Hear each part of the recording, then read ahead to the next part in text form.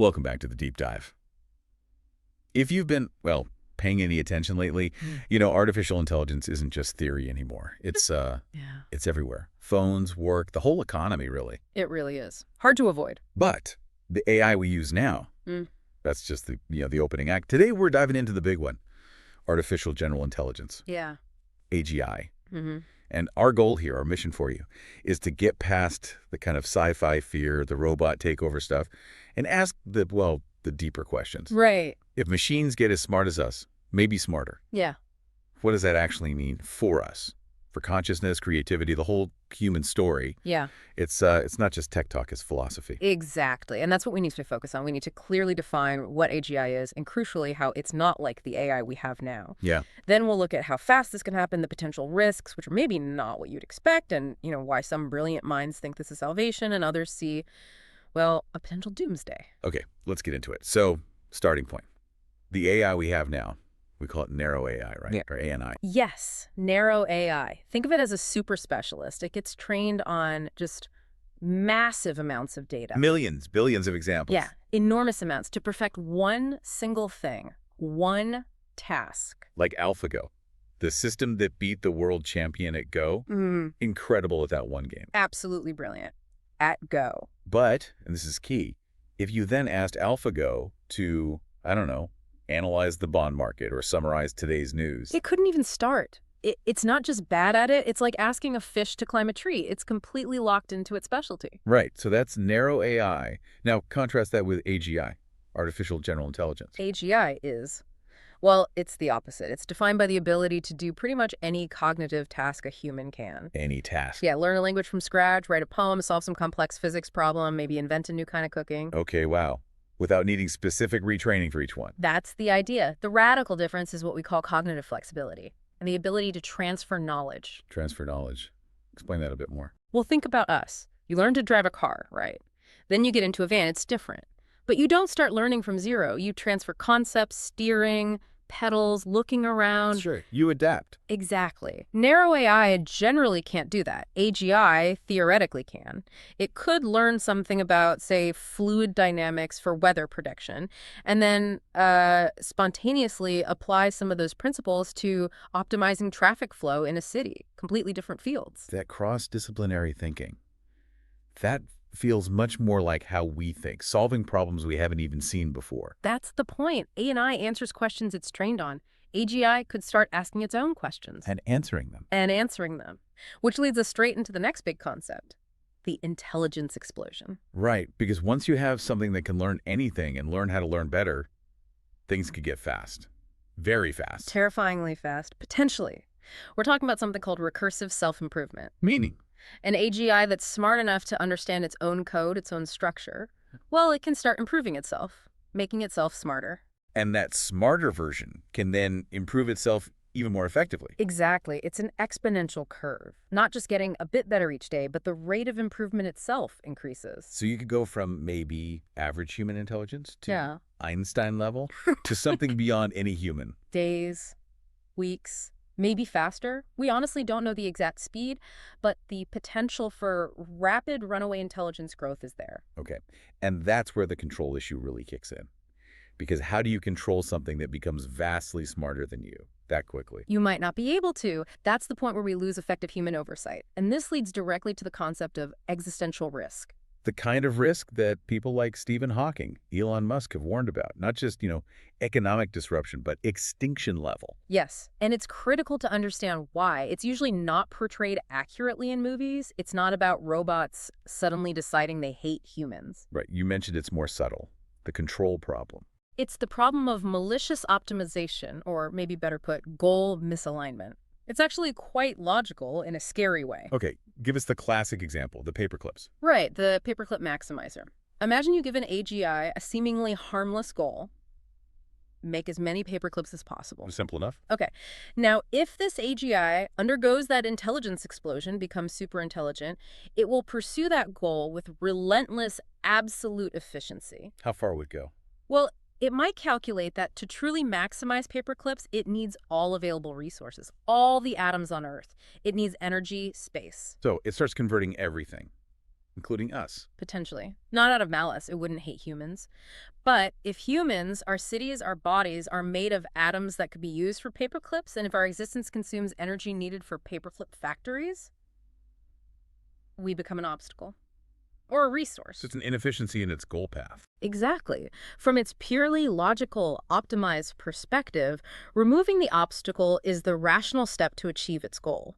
The danger isn't evil, it's competence directed towards a goal that isn't aligned with human survival or flourishing. Yeah, that's much more chilling than killer robots. It's like being accidentally wiped out by a perfectly functioning machine doing exactly what it was told. Precisely. A tool working perfectly, but with the wrong instructions, fundamentally. Okay. So we have this potential for superintelligence and this risk of misalignment. This forces us into some really deep water, philosophically. Can these things actually be creative or conscious? That's the million-dollar question, maybe $1 trillion. When an AI, maybe a future AGI, writes a beautiful poem or discovers a mathematical proof, is it actually creating? Or is it just doing incredibly sophisticated pattern matching? Syntax versus semantics. Structure versus meaning. You got it. Is it just manipulating symbols based on the trillions of examples it's seen? Or does it have some kind of internal understanding, some spark of genuine insight or feeling? This makes me think of John Searle's argument. The Chinese room. Ah, yes. The Chinese room. A classic thought experiment. Really gets to the heart of it. Lay it out for us. Okay. Imagine a person, let's say they only speak English, locked in a room. They get slips of paper pushed under the door with Chinese characters on them. Okay. Inside the room, they have a huge rule book, like a giant ledger. It says, if you see this sequence of symbols, write down this sequence of symbols and push it back out. So they're just following instructions, matching symbols. Exactly. They don't understand Chinese at all, but they get really good and fast at using the rule book. To someone outside the room who does understand Chinese, it looks like the room itself is having a fluent conversation in Chinese. Right. The inputs and outputs make sense. So Searle asks, does the room or the person inside actually understand Chinese? Or is it just manipulating symbols according to roles? And Searle's point was, the person definitely doesn't understand. So just manipulating symbols isn't the same as true understanding. That was his argument against what's called strong AI, the idea that the right computer program is a mind. He argued syntax isn't semantics.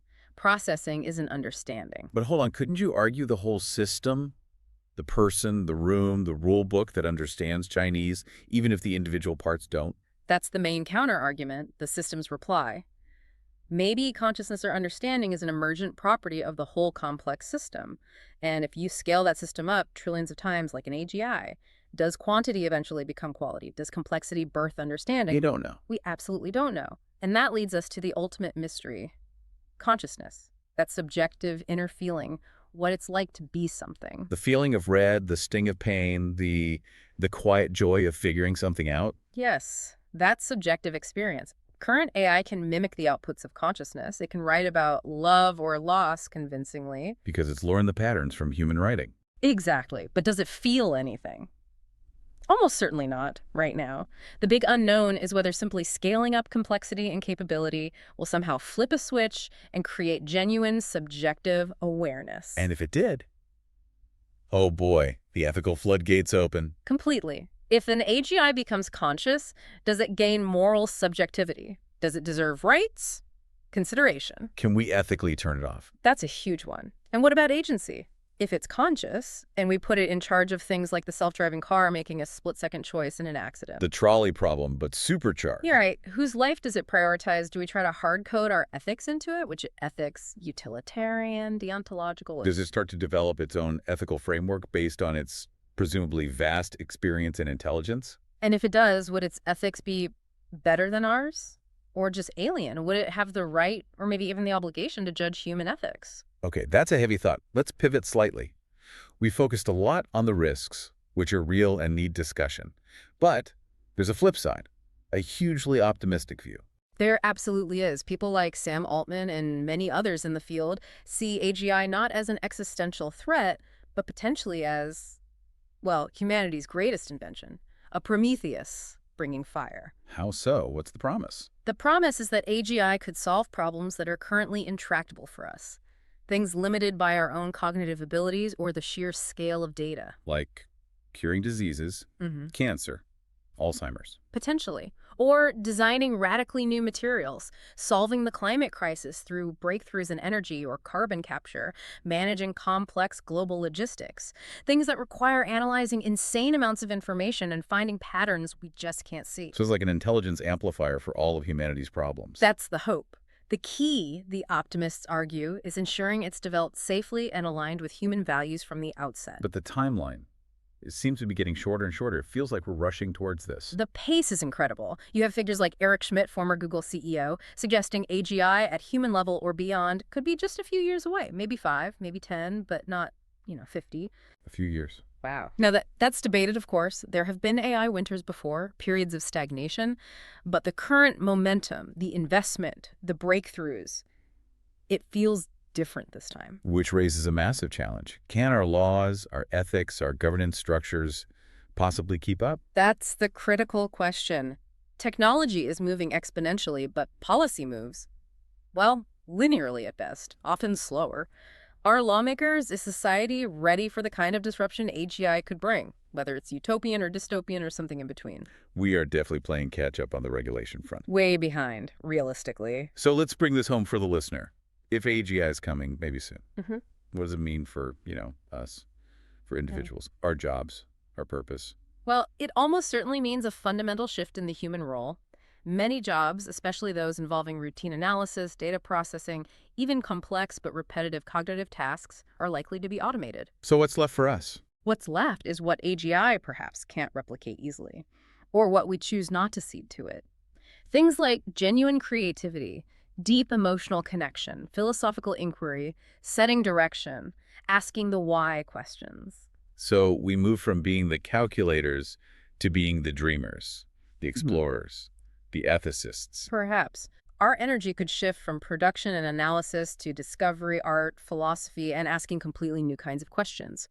We could become curators of knowledge, pioneers exploring the implications of AGI's discoveries, guides setting the moral compass. Collaborating with AGI, not just competing with it, where we're bound to lose on pure processing power. Exactly, using it as a tool to amplify our own uniquely human potentials. Yeah.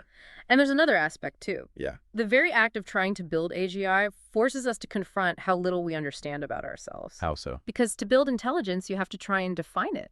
To build creativity, you need a theory of creativity. To build consciousness, well, you see the problem. We have to first understand our own minds, our own awareness. Right. So maybe one of the greatest benefits of this whole AGI endeavor isn't just the technology itself, but the fact that it acts like a giant mirror.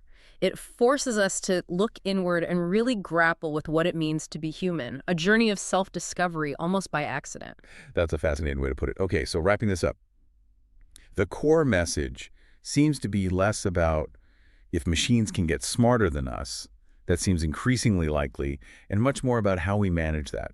What values do we build in? What goals do we give them? What future do we choose? Precisely. It's not just an engineering problem anymore. It's an ethical, philosophical, and societal challenge for everyone. Okay, so here's the final thought we want to leave you with, something to chew on.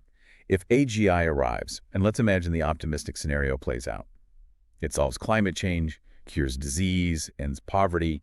All the big material problems are, poof, gone. What then? Will we as a species finally be ready or forced to confront those deeper existential questions about meaning, purpose, consciousness itself? Questions we've maybe put off while struggling for survival and progress.